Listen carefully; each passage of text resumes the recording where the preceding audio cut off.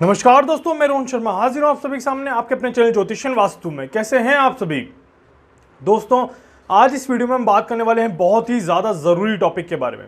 जी हाँ दोस्तों, इंडिया और चाइना के बॉर्डर पे जो प्रॉब्लम चल रही है, जो वॉर जैसी सिचुएशन चल रही है, वहाँ पर अब आगे क्या होने वाला है इसके बारे में मैं आपको कुछ बताने वाला हूँ। इंडिया और चाइना के न्यूज़ में मैंने देखा था 20-20 सैनिक मारे जा चुके हैं और दोनों के बीच में वॉर जैसी कंडीशन यहाँ पर बन चुकी है।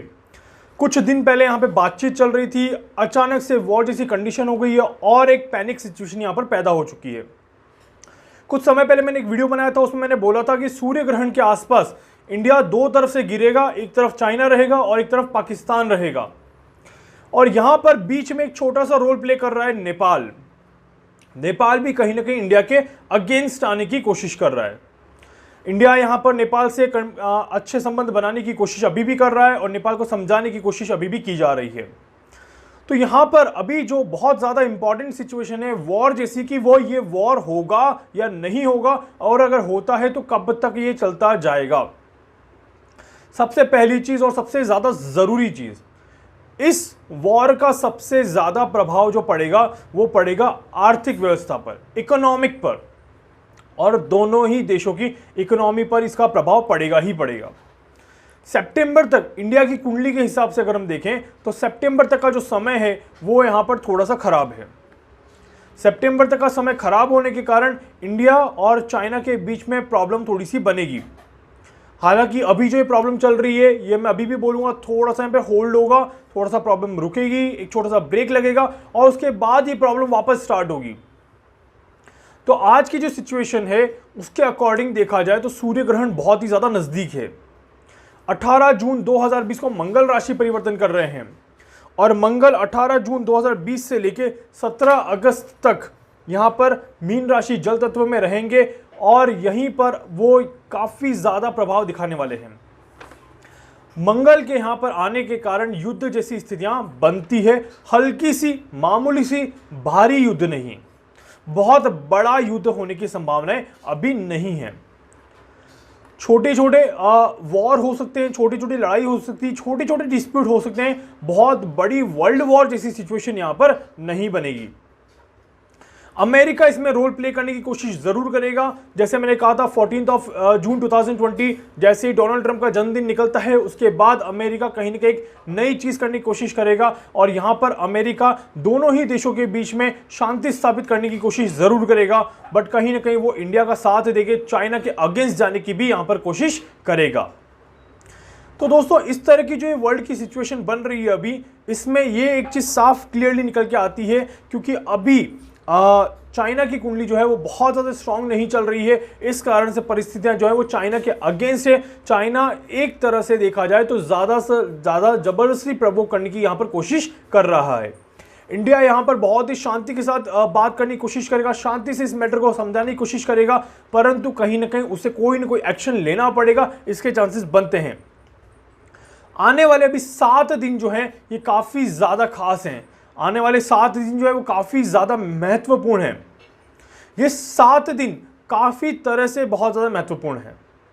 पहला, ये 7 दिन जो स्पेशली हैं, जो कल से स्टार्ट हो रहे हैं, कल से स्टार्ट होने वाले और आने वाले 7 दिन जो हैं ये इंडिया और चाइना के बीच में कहीं ना कहीं छोटी मोटी प्रॉब्लम यहाँ पर पैदा कर सकते हैं, पर इन 7 दिनों के बाद सिचुएशन थोड़ी सी कंट्रोल में यहाँ पर दिखेगी। अगर आप दोस्तों थोड़ा सा भविष्य पे, भूतकाल पे, पास्ट में जाएंगे तो आपको पता चलेगा कि 1962 में इंडिया और चाइना के बीच में वॉर हुआ था। 1962 में जो वॉर हुआ था, जो first war between India and China था, उस समय भी ग्रहण की ही स्थितियां थी जिसने ये परिणाम पैदा किए थे। 31 जुलाई 1962 में जो ग्रहण हुआ था उसी ग्रहण के परिणाम थे कि सितंबर, अक्टूबर, नवंबर में इंडिया और चाइना के बीच में ग्रहण जैसी स्थितियां थी, इंडिया और चाइना के बीच में युद्ध जैसी स्थितियां थी। तो इसीलिए दोस्तों यहाँ पर इन चीज़ों को नोट करना बहुत ज़्यादा ज़रूरी है। और जैसे हम बोलते हैं कि एक ग्रहण का प्रभाव 6 महीने तक रहता है और एक ग्रहण कुछ न कुछ लेके ही आता है, तो इसी तरह से ये वाला जो सूर्य ग्रहण है ये इस तरह की डिस्टर्बेंस लेके आ रहा है। मैं वॉर वर्ड यहाँ पर यूज़ नहीं करूँगा, मैं वर्ड यूज़ करूँगा डिस्टर्बेंस, तनाव, टेंशन, सीमाओं पर विवाद, इस तरह की चीजें ये वाला ग्रहण लेके आ रहा है। तो कोरोना काल तो अब कहीं ना कहीं डाउन हो रहा है और दूसरी चीजें अब कहीं ना कहीं अप हो रही है, जिसका मैं बहुत पहले से जिक्र कर रहा था कि यहां पर कोरोना जाएगा और दूसरी जगह आएगी, क्योंकि ये साल और ये समय जो चल रहा है, ये सदी जो चल रही है, ये कुछ न कुछ हलचल वाली सदी है, एक चीज पे स्टिक रहने वाली सदी नहीं है। तो इसीलिए कोरोना के अब तरफ दिमाग लोगों का कम जाएगा। अभी भूकंप आने वाले हैं, भूकंप आ रहे हैं। आज सुबह भी तजाकिस्तान में एक भूकंप आया था जो कि काफी ज्यादा प्रभावी भूकंप था। उसके कुछ झटके जम्मू कश्मीर तक भी महसूस किए गए थे और जम्मू कश्मीर में भी 5.5 समथिंग भूकंप महसूस किया गया था।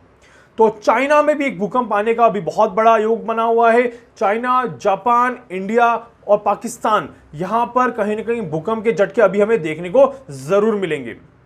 तो इस कारण से इस जो वॉर का जो सिचुएशन बना हुआ है, उसके लिए मैं अभी एक जो मैंने कैलकुलेशन किया है उसके हिसाब से मैं यही बताऊंगा कि ये जो कैलकुलेशन के अकॉर्डिंग ये वॉर जो है ये बहुत ज्यादा प्रभावी वॉर ना होके ये लंबा चलने वाला वॉर रहेगा और कहीं ना कहीं छोटे मोटे डिस्प्यूट यहां पर चलते रहेंगे। जैसे एलओसी पे इंडिया पाकिस्तान का अभी भी चल रहा है, लड़ाई होने के बाद भी आज भी 2 सैनिक मरते हैं, 2 आतंकवादी मरते हैं, गोलाबारी होती है, छोटी मोटी फायरिंग होती है, उसी तरह से यहां पर भी एक बनने वाला है। तो इसीलिए दोस्तों परेशान होने की जरूरत नहीं है, पैनिक होने की जरूरत नहीं है। हम सभी अगर साथ रहेंगे तो अच्छे से इस परिस्थिति का भी सामना कर पाएंगे और मैं उम्मीद करता हूं कि हम यहां पर से भी अच्छे से निकल पाएंगे और ये वॉर नहीं होगी। ये सिर्फ और सिर्फ आर्थिक व्यवस्था को डैमेज करने का एक तरीका रहेगा। तो दोस्तों उम्मीद करता हूं इस वीडियो के माध्यम से जो जानकारी मैं आपको दे रहा हूं इससे आपको फायदा मिलेगा और एक सही जानकारी आप सभी तक मिलेगी। एक वीडियो और लेके आऊंगा इंडिया चाइना वॉर पे, वो पार्ट 2 होगा, उसमें और अच्छे से एक्सप्लेन करने की कोशिश करूंगा कि आखिर होने क्या वाला है, तो उसे भी आप जरूर देखिएगा। दोस्तों वीडियो को प्लीज लाइक करें, शेयर करें, सब्सक्राइब करें, ज्यादा से ज्यादा लोगों तक पहुंचाएं ताकि ज्यादा से ज्यादा लोग इस वीडियो को देख पाएं। और इसके अलावा दोस्तों अगर आप अपने बारे में कुछ जानना चाहते हैं, पर्सनली कुछ जानना चाहते हैं, आप मुझसे कंसल्ट कर सकते हैं। धन्यवाद।